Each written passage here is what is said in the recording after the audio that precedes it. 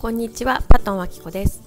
国際結婚8年目にして夫婦別々の道を歩むことになり、アメリカのオクラホマという州で家族も知り合いもほとんどいなくて、私は子供3人を連れてホームレスになりました。オクラホマでは40度超えの灼熱が続き、テント暮らしに限界を感じています。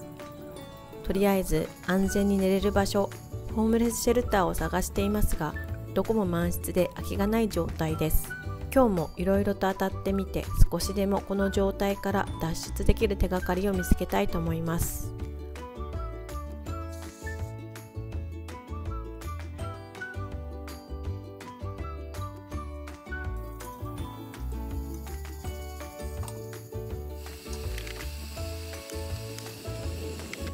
今日は作戦を変更することにしました。州のサポートを頼るのはやめました。どこへ行ってもたらい回しになるだけで時間の無駄だと感じたからです。今日のミッションはとりあえずこのデッディな暑さから逃れること、住むところを見つけること、私の今の状況では働いていないこと、保証人もいないことでマンションを私の名義で借りるのはほぼ不可能です。なのでルームシェアをしてくれる人を探そうと思います。アメリカは広いマンションを数名でルームシェアしている人がいたりするので、今日はルームシェアの掲示板などを見て回っていこうと思っています。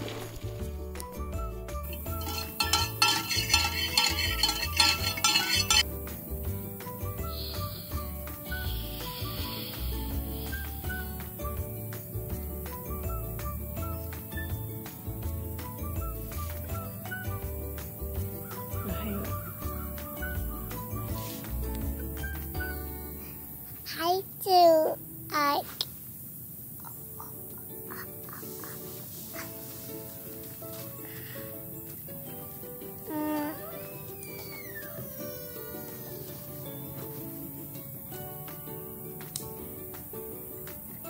California.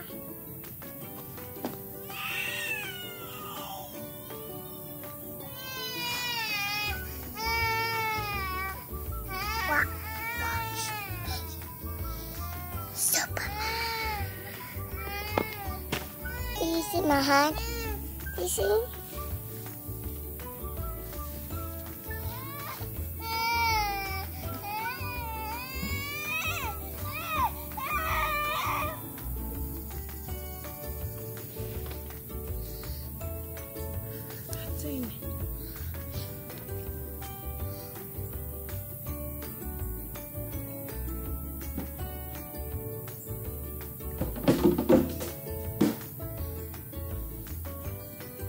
Mommy.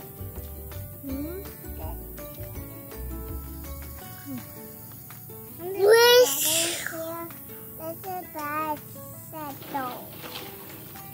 Set down that tobacco. That's it. No, that's it. 今日はルームシェアを探そうと思っているので、一応テントは畳んで車に積んでおこうと思います。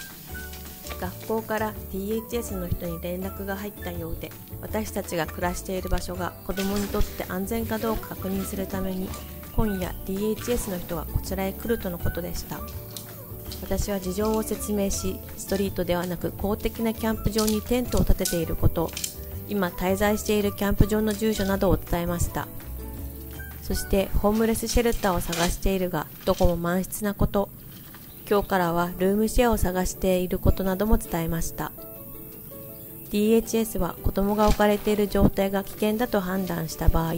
子供を保護する義務、つまり私の元から連れて行ってしまう場合もあります。子供たちが連れて行かれてしまったらどうしようと、本当に今夜は不安で仕方ありません。Is that the hit poison ivy? To hit. じゃあ何もあげて I ね said, hey, don't touch poison ivy. No, because they can already hear you. It shouldn't be a whooping stick. How about just hit poison ivy? Like nobody hit poison. Like you fall on poison ivy and get all itchy. Is that what you do? Hit poison ivy?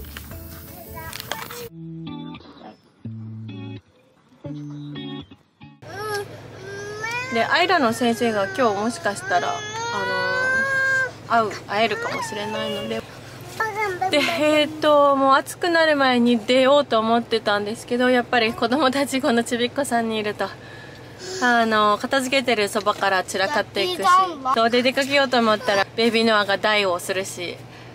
でそれを片付けてたら片付けていた車に入れていたいろんなものが出されて散らかっていて、もう結構カオスな状態で、やっと今子供たちも車に詰めて、荷物も全部車に詰めて行ってる状態です。じゃあ今日もちょっとエクスプローラーしてみようと思います。 Guys, I got cookies. The church people get this to me. It's delicious. よかったね。 Chocolate. マミが普段買わないやつだからね。 And はい、じゃあ座ってシートベルトしてください。 one more thing. はい、バイってのは。Say one more thing. I'm One saying more thing. I can punch a cardboard box and bend it by. I can. Peace out. めっちゃ暑い。40何度あるんだろう。43、4度ぐらいありそうな感じですね。警告が出るほどの暑さなので、冷房のある図書館に避難しに来ました。図書館の Wi-Fi を使ってオクラホマのルームシェア情報をネット検索してみようと思っています。図書館には子どものプレイルームもあり、いい感じです。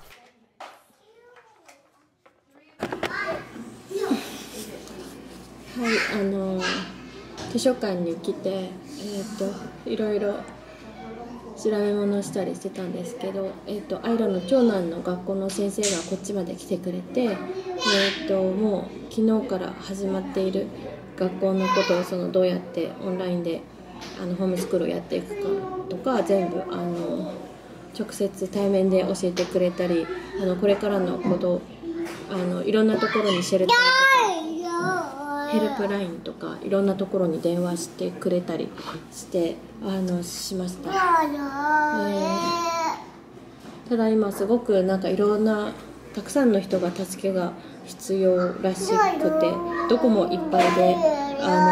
手が回らないとのことです。で、彼女が行っている教会チャーチで今日は夜ご飯が食べれるとのことなので、無料でそこに一緒に行きましょうと言ってくれたので、そこに行こうと思います。で一つソーシャルワーカーの学校に所属しているソーシャルワーカーの方が日本人がやっているチャーチを紹介してくれて、そこに電話してみたら何か助けが得られるかもしれないとのことだったので電話しました。あなたがいる図書館に向かいますって言ってくれて、ちょっと足が悪いからちょっと時間かかりますってことで、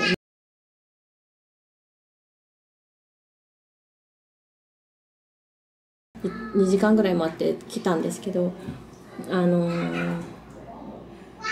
ただ世間話をしただけで、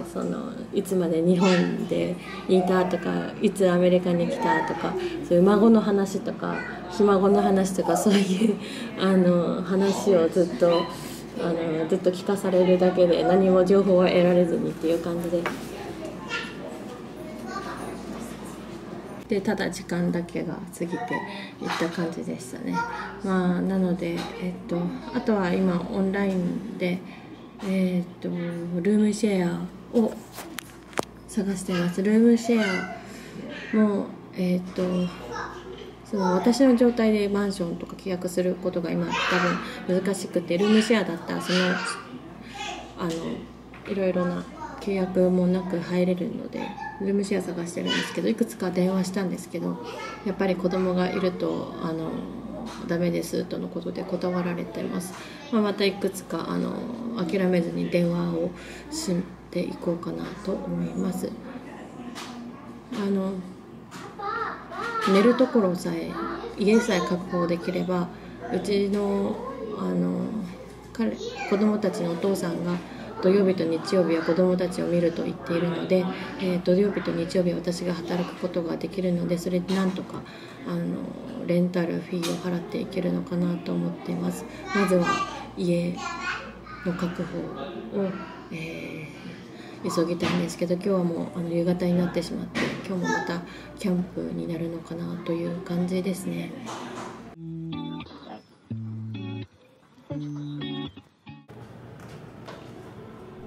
はい、ではアイラの学校の先生が行っているチャーチに来ました。チャーチにはアイラの学校の先生のお父さんお母さんもいて、久しぶりにテーブルに座ってみんなでご飯を食べました。しかしせっかくおいしいご飯も、今夜どこへ泊まろうか、またテント泊なのか、子供たちはまた泣くのだろうかという不安ばかりで、全然食欲が進みませんでした。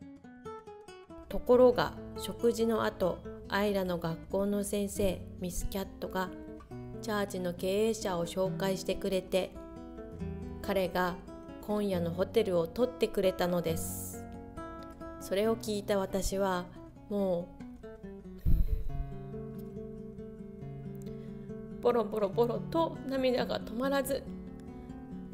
そこで大泣きしてしまいました。人の優しさに触れたとき、これまで子供たちを不安にさせてはいけないとこらえていた涙や不安が一気にあふれ出て止まらなくなってしまったのです。チャーチに来てる人たちが上の子供たち、ベイビーノアの面倒も見てくれました。あなたはよく頑張っているよ、少し休みなさいと私を一人にしてくれたのです。ありがとう、本当にありがとうと何度もお礼を言う私に、もう何も喋らなくていいから、子供たちの面倒は見ておくから、明日からのことはまた明日一緒にゆっくり考えよう。今多くの人があなたのために動いていてくれているから、どうかホープレスにならないで、どうか一人ぼっちだと思わないで、今まで一人でよく頑張ったね、今日はゆっくり休みなさいと言ってくれました。そして今夜のホテルだけでなく、明日からプラス1週間滞在できる滞在型のホテルも取ってくれました。では今日は動画を見てくださってありがとうございます。いいね、チャンネル登録、コメント欄いただけたらとても嬉しいです。ではまた次の動画でお会いしましょう。またね。